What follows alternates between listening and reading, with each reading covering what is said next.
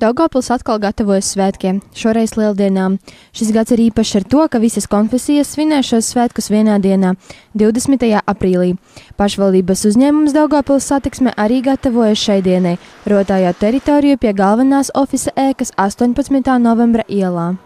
Uzņēmuma Daugavpils satiksme jau kļūst par labu tradīciju uz katriem svētkiem pilsētā papildināt šo pilsētu ar kādu varbūt maznozīmīgu, bet tomēr patīkamu objektu, kas piedod pieskaņu svētku noskaņai pilsētā. Tā arī tagad uz lieldienām mums parādījās mūsu 18.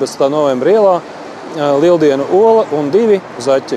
Šos objektus, izrotātus ar uguntiņām, izgatavoja uzņēmuma darbinieks, kuru kolēģi uzskata par cilvēku ar zelta rokām. Viņš ļoti prasmīgi darbojas ar metālu. Viņa darbu čūsku mums visiem bija iespēja apskatīt Ziemassvētku un jaunā gada laikā, un pateicoties viņa centieniem, jau šodien katram interesantam ir iespēja pieiet pie jaunām lieldienu ekspozīcijām un nofotografēties ar tām. Pie tām svētku dekors ir novietots arī uz retro tramvaja galdiņiem, kuru var pasūtīt jebkurš, kas vēlas novadīt kādu ekskursiju. To var izdarīt zvanot uz telefona numuru +371 200 12140 vai rakstot uz e-pastu reklāma@dsatiksme.lv. Papildus informācija ir atrodama mājaslapā www.satiksme.daugavpils.lv.